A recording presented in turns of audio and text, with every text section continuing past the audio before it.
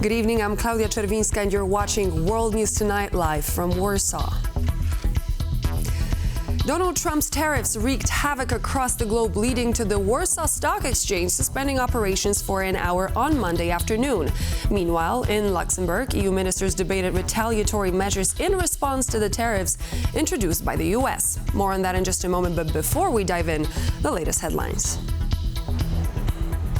The European continent mulls new defense funding mechanisms. Serbian President Aleksandar Vučić names Đuro Mačuk the new prime minister of the country. Polish man's claim of winning a marathon in North Korea disputed by local media.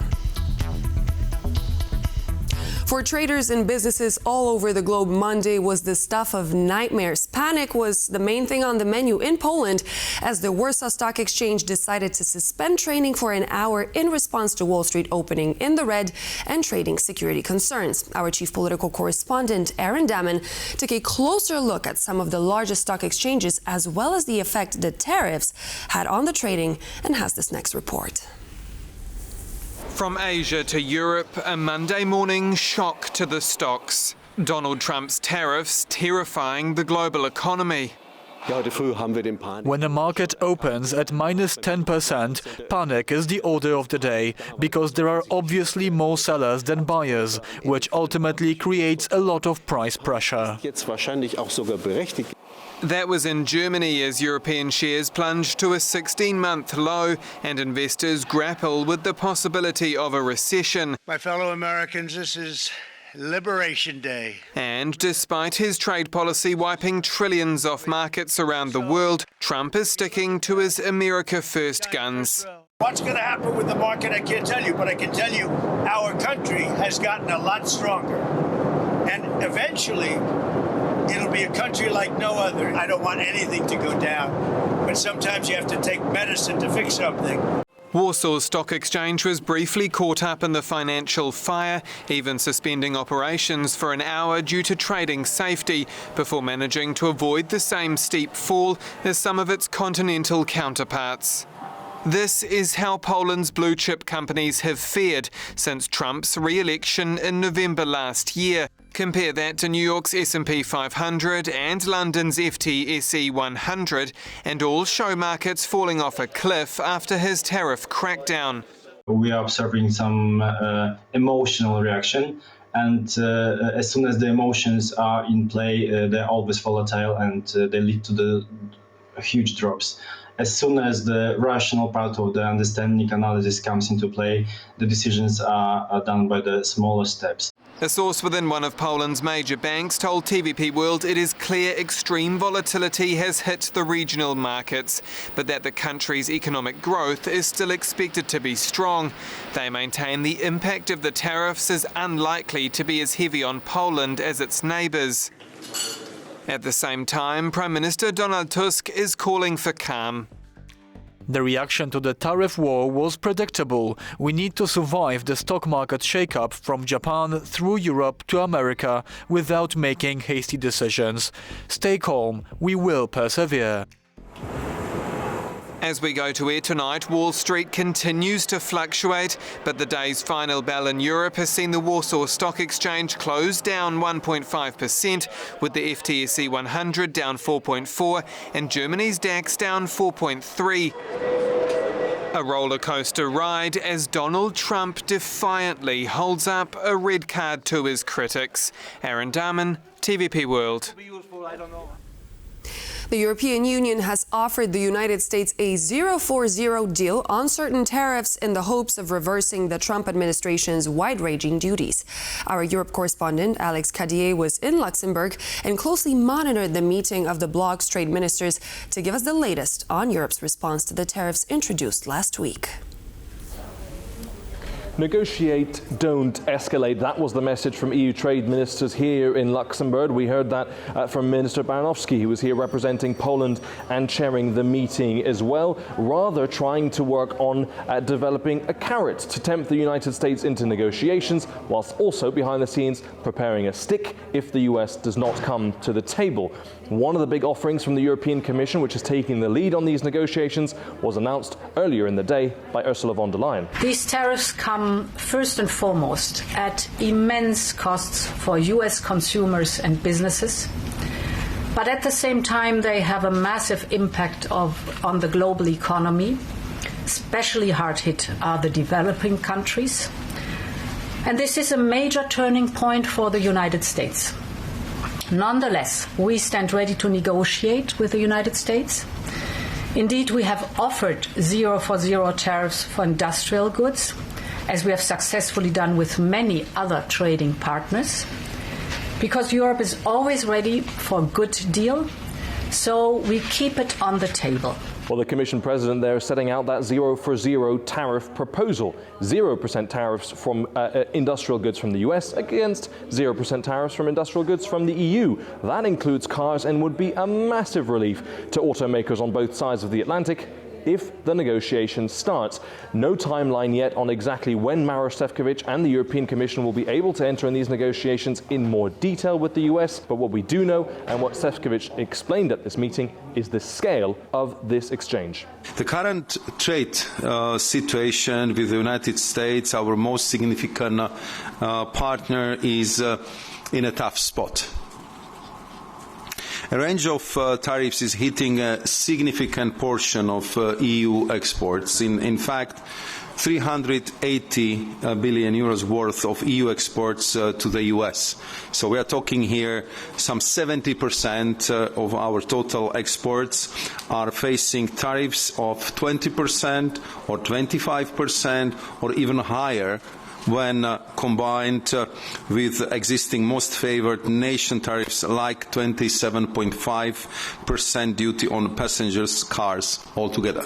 So as you heard there, 70% of EU exports would be impacted by these tariffs, an enormous problem for the markets, which we have seen reacting very negatively in the last few hours, in the last day. So certainly a moment of concern for those markets, for the global economy. But while the markets catch fire, EU ministers here in Luxembourg decided to keep cool heads. Alex Cadier, TVP World, Luxembourg. Boosting procurement capabilities across the European continent. That's the main premise of the European Defence Mechanism proposed by a Brussels-based think tank. The recommendation comes on the heels of EU initiatives to boost military production and procurement gathered under the umbrella of the EU White Paper for Defence. These initiatives are set to be discussed by finance ministers from all across the continent in Warsaw later this week. Zuzanna Jurek has this report. Thank you. Thank you. The Polish rotating presidency of the Council of the EU commissioned the Brussels-based think tank Bruegel to help implement the funding mechanisms needed to buy defensive equipment in Europe. The funding mechanism, known as the European Defence Mechanism, includes the following recommendations. Promote a single Europe-wide market for defense equipment to lower production and procurement costs. Resource and procurement pooling, sharing of key equipment and infrastructure in order to avoid driving costs up through aggravated demand. Purchasing should focus on strategic enablers, for example, costly military infrastructure and equipment armies need to operate. One of its main goals is to generate large defense funding without boosting national public debt levels, using a subscription-based model. The mechanism would have to be an intergovernmental organization that is funded by its member states. The member states would have to pay in some capital, but then importantly, that mechanism can go on the capital market, raise money in the capital market, and use the money that it raises to spend it. For countries like Poland, like Baltic states, Nordic states, which already spend, as we spend, almost 5%, but others like 3.5% of GDP, it will not be counted as their public debt. Favorable terms are also recommended for the so-called frontline states, meaning those which border Europe's main adversaries. Importantly, it would support the creation of a pan-European defence sector. As it would operate outside of Brussels' jurisdiction, it would be accessible to non-EU countries, including the UK, Norway, Switzerland and Ukraine, with decision-making done through a majority vote. Within the EU, this initiative would support realising the bloc's ambitious defence goals. We propose to achieve the goal by 2030 to procure 40% of equipment in a collaborative manner and to procure 50% of equipment within the European Union. One expected benefit of the EDM is that it would keep equipment prices from rising, as some of the competition over equipment would be limited. It's hoped that boosting pan-European defence capabilities would also limit some of Europe's reliance on its external partners. If the United States decided not to share intelligence, for example, as they have done with Ukraine, which led to losses of Ukraine in the war. So this is the kind of situation where we need alternatives, and it's really only at the European level that we can create these alternatives. So it's about cost savings. This comes on the heels of the EU's internal efforts to boost military capabilities. In March, the EU unveiled the White Paper on Defence, an outlook for the bloc's defence landscape over the next 5 years. We can support European industry, ramp up production capacity, and we can also support member states where they cannot do it alone, because it is either too expensive or too complex. To support the implementation of the White Paper, an accompanying funding mechanism called Rearm Europe was also introduced. Provides an opportunity for 150 billion euros of preferential loans, which Europe will borrow from the markets. European finance and economic ministers are set to discuss the EDM at an upcoming informal meeting scheduled on April 11th in Warsaw. Let's now move to Ukraine. President Volodymyr Zelenskyy instructed his ministers to intensify their contacts with various international partners, including the U.S., to secure more air defense systems, specifically Patriot batteries. Our Ukraine correspondent Oz Kataji is in Kyiv and joins me now to discuss the latest on Ukraine's plea for a boost in air defense. Good evening, Oz. So how likely do you think it is for Ukraine to secure additional air defense, especially from the U.S.? Well, Zelenskyy has been asking his partners in European countries, in Britain, in Canada, the United States, for these kinds of systems for some time now. They have also been promised systems that haven't been delivered yet. So Ukraine is, in a situation where Europe is talking about rearmament. They're thinking about their own capacities, but Ukraine's capacity is the one that needs the most urgency. Given that these strikes are happening, deadly strikes over the weekend, routine here in Ukraine. So it's not just the systems they need, they also need the ammunition. Now, as to how likely they can get them, well, the White House press secretary, Caroline Leavitt, said that Donald Trump and the White House were going to help Ukraine search for these systems, particularly in Europe. She said that in mid-March. So they haven't had a complete brick wall put in front of them when they've been asking America for help. But America has more of these systems that they could afford to give to Ukraine. These are quite old systems now, but they're doing a remarkable job for the Ukrainian Air Force, the Ukrainian air defenses. But Ukraine is a very large country and they still need much more. Zelenskyy spoke about this earlier on. Let's take a listen to what he had to say. I just held a meeting with the Minister of Defense. There was also military briefings today. Just last night alone, the Russians used more than 100 attack drones and 23 missiles of various types against Ukraine, including ballistic. Every night, every day, this is a threat to life in Ukraine. We need to strengthen our air defense. This is the objective reality. And all the agreements reached with partners that have not yet been implemented must be activated to the fullest extent. The Patriots currently sitting in storage somewhere are needed to actually protect lives. So both a domestic message for the country and his own ministers, but also one to his allies saying that, equipment is still sitting in warehouses where it could be saving lives here in Ukraine. Back to you in the studio. Thank you so much. That was Oz Kataji reporting live from Kyiv. 2 months after Miloš Vučević's resignation, Serbia has a new candidate to become the next prime minister. Endocrinology professor Đuro Matsut, unknown to the wider public, was tasked by the country's president Aleksandar Vučić with forming a new government. Many have questioned this nomination, asking whether Đuro will play the part of middleman with his strings pulled by the president. Paweł Trzaskowski reports. More than 2 months after the resignation of Miloš Vučević, Serbia's president has nominated the candidate for the new prime minister. I propose to the National Assembly of the Republic of Serbia Professor Dr. Đuro Matsut as a candidate for the Prime Minister of the Republic of Serbia.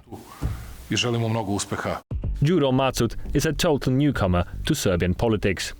A completely unknown person to the broader public. He is known to the medical community. He's a renowned professor of endocrinology. And Matsut is now tasked with forming a new government. However, he is thought by some to be just a middleman in the process, with Aleksandar Vučić pulling the strings. Of course, these ministers will be chosen by the president and the current regime. I don't think that anybody believes that the nominated prime minister will himself be choosing. Nonetheless, Matsut is given not only a tight deadline, but also lofty expectations. The new government will be formed by Good Friday, and it'll face some difficult tasks. Our country needs to resist all pressures regarding regional policy. We need to resolve all the issues of tariffs with the US and accelerate our EU accession, while preserving our relationship with our traditional friends in the East and restoring investment levels, both foreign and domestic. What Serbia's president does not mention, though, is the prime minister's role in resolving social unrest.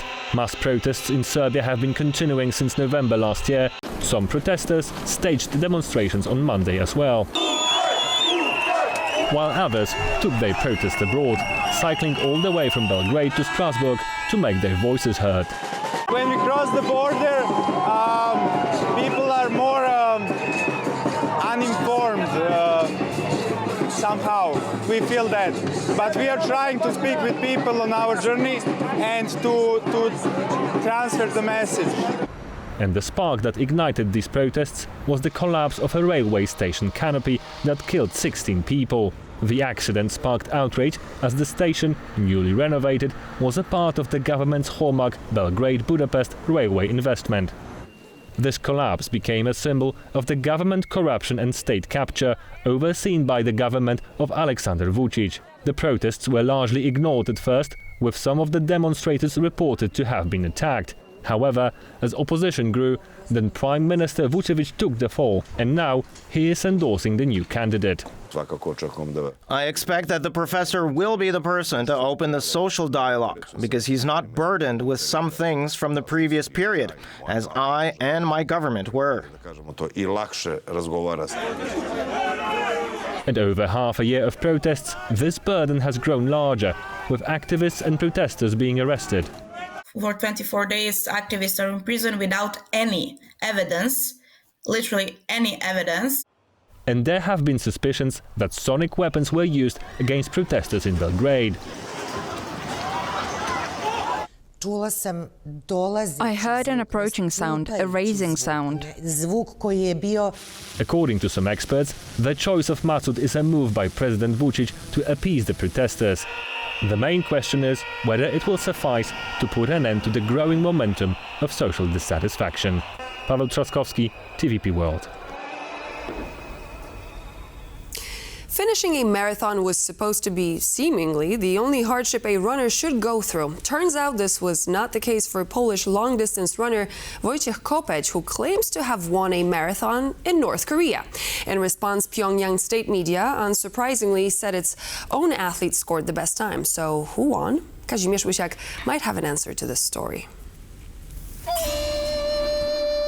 This is Wojciech Kopeć, a long-distance runner from Poland. Here he is in one of the toughest totalitarian countries in the world, North Korea, and he has made an unusual claim. I managed to achieve this time after fighting 200 meters up and 190 meters down. It was not an easy route, but I am happy with the best time this year on the marathon route. The international Pyongyang Marathon has been brought back after a 6-year hiatus due to the COVID-19 pandemic. But while it may look spectacular, all of this grandeur is hiding the grim reality of Kim Jong-un's regime. Well, there are lots of labour camps which are similar in some ways to what used to exist in the Soviet Union and indeed in China, where people who are full and foul of the regime, either for criminal activity or for political activity, are sent. Pyongyang has a long history of twisting the facts on sporting events. Whenever North Korea takes part in any international competition, the nation learns about their team's overwhelming success, regardless of the actual results. If it was at all humanly possible, it would be a North Korean who would cross the line first, just to show the superiority of the socialist system. This time was no different, as the country's state TV claims it was indeed a North Korean national who won, with a time of just over 2 hours and 12 minutes. But according to Mariusz Giżyński, another Polish runner who knows Wojciech personally, there is no reason why he would lie about his score. Wojciech to znana postać w świecie biegania. Wojciech is well known in the world of running. He's winning marathon after marathon, often in interesting and unique locations. This one is no different. Big congratulations to him for winning. Wielu bałoby się wybrać wręcz. The Pyongyang Marathon was the first time North Korea has invited foreigners to the country after the pandemic, excluding Russian nationals. The regime is estimated to hold at least 120,000 political prisoners behind bars, but the exact number is difficult to pinpoint. For TVP World, I'm Kazimierz Łyszak. With the announcement of recent tariffs, the world economy was sent into a frenzy. The U.S. has turned its back on the foundation of its economic might, potentially causing long-lasting damage to its global alliances, including the ones with Europe. How are the tariffs going to affect the Central and Eastern Europe market? And importantly, what is it going to do to U.S.-EU relations? Jan Krzysztof Bielecki, Poland's former prime minister, joins me now in the studio to discuss the latest. Good evening. Thank you for joining me on Very good evening to you.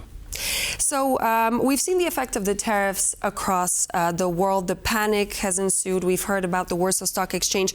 What are some of the most severe consequences that we've seen so far for Europe in terms of trade? This is typical work in progress, so we have to observe it very carefully. We do some good computer macroeconomic modeling. So we in Poland also run a so-called general equilibrium model, which quite precisely answers the question regarding not only sectors of economy, but also some products, specific products. So in a nutshell, for the time being, I think the impact on Poland, on Polish GDP, could be below 0.5, so 50 bips, you may say. Next year might be more difficult, and also the cost could be higher. But I understand that we are in the process of beginning of negotiations. So we've heard about the Warsaw Stock Exchange, a little suspension, an hour of a suspension. We've heard from Prime Minister Donald Tusk, who on his X platform said, do not be afraid, we're going to go through this, to say it shortly. Do you think that in the long term, Poland has something to really be worried about? Are we looking at a possible recession? What's the scenario? I think Prime Minister Tusk is right. In a situation like that, we should stay calm. We should be united as Poles, as the Europeans, calculate the situation which is developing quite quickly. I think the negotiations with the Americans, or between the EU and the Americans, might start relatively shortly. Maybe I'm too optimistic. I can imagine that even at some stage we could come back to the TTIP, the project which actually was rejected by Donald Trump in his previous life and when he served as the US president. So maybe that kind of a quite a comprehensive trade agreement could be signed again. So let's be prudent and don't panic. A very important point of this conversation is that U.S., with this package of tariffs, is actually targeting some of its biggest allies. So how do you think those tariffs and the current situation on the market is going to affect transatlantic and trans-Pacific relations of the U.S. with the rest of its allies? Let me sound a little bit more pro-American in this conversation. So if you remember, not that many years ago, Europe was spending roughly 1% plus maybe 50 bips on average, no, even not 50 bips on average on security. On defense. And we call it that the spendings, which were very high until 1990, on average much above 2%. And the British, the French, the Germans, even the Spaniards, I think, spent almost 2%. Then everybody took this peace dividend and enjoy welfare state. So then under pressure from Americans that we have to share the cost of common security, they increased the spendings. Now we are getting closer to 2%, which was promised 11 years ago, if I remember well. So maybe the same kind of a pressure is necessary for the Europeans to sit down and discuss new trade agreement between America and Europe. So you think this could actually bring a positive change? Well, it could bring because when the people start calculating or computing instead of playing politics, and then I think for me it's a good step in a good direction.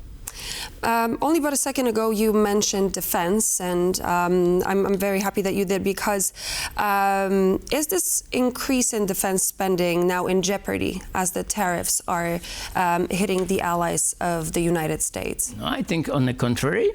I think that the whole situation is actually encouraging European countries to spend more on defense, and also it's good for the industry. And industrial policy, because if you observe some slowdown in manufacturing of, let's say, traditional goods, then maybe manufacturing of defense equipment could increase and rebalance the economy. So it's not that bad. So you say it's not that bad, but at the same time, once there is a tariff, the prices go up. Some things will not be shipped. Some businesses are being affected. How do you think that Europe and Poland should actually work around it in order to be still able to provide increased defense spending? Is it going to have something to do with the welfare state? Will the monies have to be pulled from elsewhere in order to be provided in the defense sector? Yes. I think, first of all, particularly in Poland, is a very profound conviction that we have to spend more on defense. So I can even imagine that the Polish people could accept some relocation of resources if it's necessary. And I think the Europeans, the other countries, also should recognize the new reality. And again, I think that the situation difficult with the streams of present manufacturing from Europe could be replaced by the manufacturing more devoted to the defense sector. So that could be an advantage, an upside, not a downside for the economy. Our time is shortly coming to an end, but I wanted to ask you this final question. How is NATO unity as of now, considering everything that's been happening in terms of the economy, obviously having an effect on that particular alliance as well? I think the European unity is pretty good. And maybe but the NATO? Within NATO, I think it's also not that bad. If we can imagine that we have Finland and Sweden in NATO, that's really a massive upside for capabilities of the NATO forces. So I think in the medium term, I'm an optimist, and I think that the Europeans could come out from the situation even with some rebalance or a little bit restructure economy. So it should be good. Okay, if some let's call it quite politely, unnecessary welfare policy could be a little bit adjusted, it's only good for the competitiveness of the economy. Considering the state of things this Monday, I really do hope that we can do with a little bit of positivity. Thank you so much for joining me. Jan Krzysztof Bielecki, former Poland's Prime Minister. It was lovely to have you in the studio. Thank you for joining. Thank you. And so this would be all for now here on World News Tonight, but please do stay tuned. We're back in just a moment with more news and features, and we'll see you there.